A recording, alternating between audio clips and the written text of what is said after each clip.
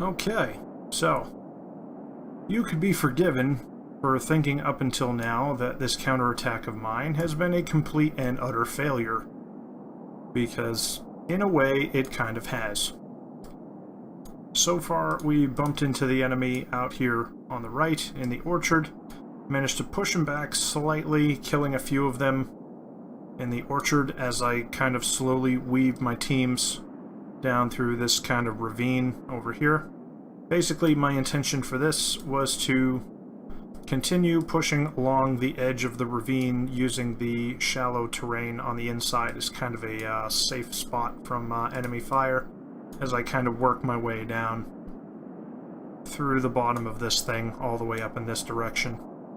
What I was hoping to do was to push the enemy out beyond the limits of my barbed wire over here, and that would have allowed me to trickle my teams over here back inside my wire, move them back through Casa d'Antonio, sorry, and maybe commit them further out here after coming up to the top of the hill and resupplying with ammunition.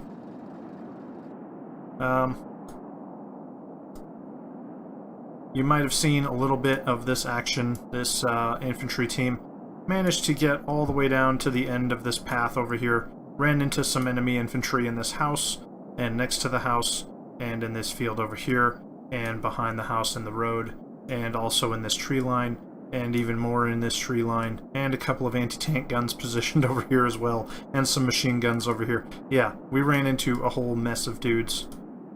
This infantry team, A team, was completely wiped out in just a few minutes. The B team managed to run through the woods over here, ran into another enemy team over here, came over this way. This guy got killed. I don't know if it was by land. It might have been by a landmine. This guy decided he'd had enough and he's going to surrender. And the remaining member of the team is all the way down over here, and he's slowly working his way back up in this direction. The idea was that I don't think there was any enemies on this side of the ravine, so if I could get one of my guys close enough to him, he might unsurrender and I could rescue him. The nearest enemy positions seem to be on the far side of the ravine. You can see a light mortar right here set up to fire. The defenses at Casa d'Antonio never appear to have been completely overrun, despite a few close calls, especially with some enemies coming right up here next to the wire, either trying to break through it or trying to blast their way through this side. As you can see, the wire is intact, and there are no enemies anywhere in the victory location. And the original team, this machine gun team, is still occupying its spot right up here on the second floor, and doing so with quite a bit of vigor. And as you can see, Lieutenant Austerman here managed to get all the way back around. I don't know if he did not. He managed to buddy aid one of the casualties in front of the building, couldn't get to the second one. Came inside the building, up onto the second floor with his teammates, and started consuming the rest of what few bits of 9mm ammunition they had left. He's a good man, that Austerman. I think he deserves a promotion. We had another HQ team. They were out here on this path over here. Ended up retreating in the face of overwhelming enemy fire. In fact, just about all of my teams out here in the big field that were going across. When things actually kicked off, there were a bunch of enemy machine guns, Bren guns, and at least one or two anti-tank guns just dug in right along the edge of this field. Apparently, I didn't think they would have enough view range to be able to see anything down here, but apparently they can. As you can see, these dead bodies out here in the field mark the very edge of their ability to see and shoot at things.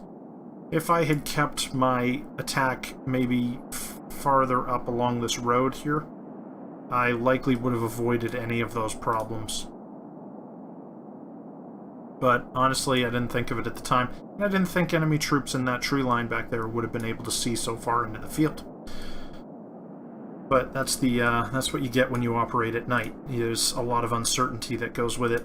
I have a whole bunch of teams right up here next to this stone wall. There's some casualties going around, but there's a few teams that are in good shape. Basically, these guys were supposed to come down here and assault into the building.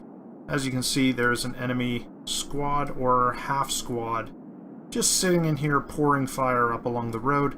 And there are also enemy machine guns and some kind of anti-tank gun, which is abandoned now, but he was firing at me with pretty grim effect there. And there's some kind of Vickers water-cooled machine gun, one or two of them, further back here along the stone wall. Maybe... Is that it? No, that's some guy with a Bren gun. That's fine. But yeah, the guys around this corner of the stone wall here, they were supposed to establish fire superiority over the enemies in this immediate area here, but as you can see, they got suppressed. And the enemy artillery barrage that came in certainly didn't help matters. I took a few casualties from that. The surviving teams ran for their lives back up here. I got a couple of intact teams, actually. 1st Squad A team, 3rd Squad B team here. They managed to get into Casa Raposa and take cover. There's a fraction of a team over there. Meanwhile, on the other side of the battlefield, I have a few healthy guys out here just trying to do buddy aid on some of my dead bodies. There was almost no action out here behind the objective. I might have been able to grab a team or two and circle them around this flank maybe and try to hit the house from another direction. But honestly, at this point, I was... my strength was all used up. I mean, could I have continued fighting maybe for a few more turns? There's certainly no way I could have mounted another major attack. Basically, I would have had to husband my reserves, coalesce around Casa d'Antonio and Casa Raposa, and just try to defend for the remainder of the scenario of 57 minutes. And with the enemy strength that I've seen, I don't think I would have been too successful. He probably would have taken Casa d'Antonio if he'd really tried, or he could have renewed his attack on Casa Raposa, likely secured that.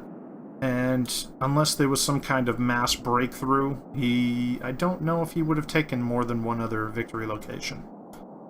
So, as you can see, we're hard up against the enemy.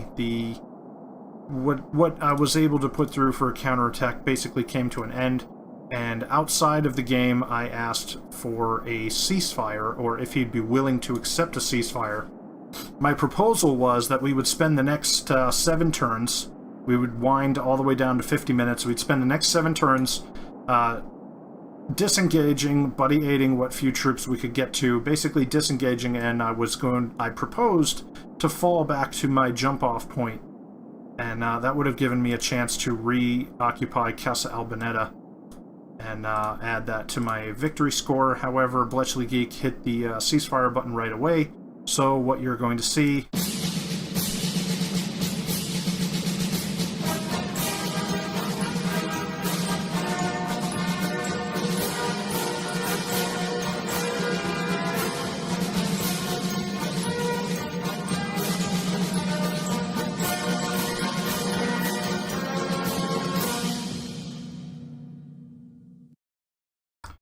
So, as you can see, both armies have failed in any of their major objectives.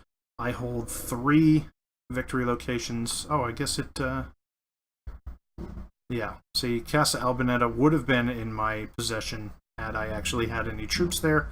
However, that didn't happen. And as far as enemy casualties, I failed to make them cross the threshold because, as you can see, I've killed 101 men and I've wounded 70. And at a cost of 55 men and 40 men of my own. So I lost about 95 with 1 captured. And he lost 171. So there's a pretty good ratio there. However, if you look at the men okay, he's got 430 men okay, while I've only got 127. So if you logically count that ratio all the way up until he's neutralized every single one of my guys, he would have eventually won this with about 200 men okay. Most likely. As you can see, he holds Casa Finella and no other victory locations, and he didn't cross the enemy casualty threshold on my end either. Now, as we go into the map review, one thing that really surprised me is right back here. He has an entire company of infantry who, as I understand it from having watched watched a bit of the replays. He's got one section, one platoon over here, and then all the rest of them were transferring all the way down, marching behind the lines. All the way down over here. My best estimation as to what he had planned was he was going to bring them up around this end of the map, and he was going to launch them in a kind of hooking attack on Casa Raposa. No doubt he would have succeeded. At this point, I didn't really have a lot of strength to stop him. And one other thing that very much surprised me is, take a look at this. He's got a platoon back here, hasn't been used. He has a extraordinary amount of troops jammed up behind this stone wall over here. He's got a gun crew there. There's one of his Vickers machine guns. He has another abandoned anti-tank gun there. Has another Vickers machine gun right here. Apparently the gunner was killed. Got 2-inch mortars, lots of infantry, etc. But I was very surprised to see how many troops he had lined up behind this stone wall over here. Honestly, I wasn't expecting that many. But given the fact that I hit him over here, he had a few teams up here. If you take a look, there's a sniper section right there. There's a first section HQ from a machine gun. There's a chunk of an infantry squad there. There's an anti-tank gun there. So, I mean, he had quite a few guys further forward, but honestly, if he had had this many infantry behind this wall instead of behind this wall, he likely would have defeated my counterattack before it could even have gotten started. But that's going to be up to Bletchley Geek to fill us in on that one. As you can see, he quite handily holds this victory location with quite a few infantry teams. He has his artillery observer that had been busy calling for fire on me. He even has some assault engineers over here too. It's pretty interesting. Looks like he has some guys way out on the flank. Looks like they're just doing buddy aid. So as far as the attack over here, it does look like he was preparing to renew his attack on Casa Raposa. Probably that would have kicked off in another 10 or 15 minutes. Maybe less. And as you can see over here, I was kind of punching at air, but there was definitely some enemies here. You can see Support Company HQ, just a guy with a Webley pistol. A couple of guys with Thompson submachine guns. That actually makes a pretty good amount of firepower. And as you can see, he's moving. I think that's an assault move there. You can see these guys running, these guys stationary. I think what he's doing is he's moving this squad around over here, trying to get into a flanking position against my guys over here. However, what he doesn't know is that I had no intention of sticking around in here. This 2 HQ teams was going to form my flank protection for, well, maybe another minute or two, but basically my intention was to slide this way, cut in behind my wire, and then coalesce around Casa d'Antonio. The way I figured it, it was highly unlikely that Bletchley Geek was ever going to try to launch an attack on Masseria Emilia, and I would have just positioned these few teams over here inside these buildings and just left it at that. So around Casa d'Antonio, as you can see, I got that lone survivor still trying to move up here and buddy aid his friend, who's still lying wounded, incapacitated in the snow. That's a pretty awful sight. So, I guess that's about everything. I did have another team moving in. Basically, I was just going to reinforce the defenses of Casa d'Antonio. At this point, I knew that my counterattack had basically failed in all of its objectives, except for forcing him to accept a ceasefire. Or maybe he just, I don't know, maybe he was just annoyed with the battle the way it was going. I don't know. Anyway, the battle did come to an end. I came out of it with a tactical victory, which is basically just saying, yeah, okay, the German player did a little better than the Allied player. Big whoop. Honestly, I would call this a draw if I had to judge it. I certainly don't really have any major advantage over him at this point, and if the battle had continued all the way until the clock ran out, it's highly likely that he would have just ended up destroying me. I don't think there was any real chance that I had to hold out for very much longer.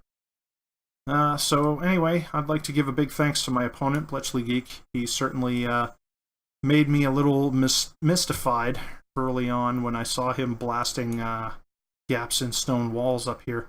it didn't really draw the connection to the anti-tank guns and towed weapons until after I had seen them, and I said, "Oh, that's probably why he was blasting gaps up there. He needed to push some big guns through them." I probably should have gotten to that a little bit earlier. Got a few guys way in the back, lots of casualties in those teams. But yeah, other than that, this was a pretty interesting battle, and Bletchley Geek was certainly game enough to stick it out, despite the fact that we're basically in blizzard conditions in the middle of the night with some light fog going on, so it's hardly proper weather to be launching an attack in, but it certainly led to some interesting gameplay and a lot of interesting encounters, and hopefully some lessons learned on both sides. I know I certainly learned quite a few things about fighting at night from this battle. So until the next one, I guess I'm going to call it a day here, and I'll see you some other time. Okay, bye.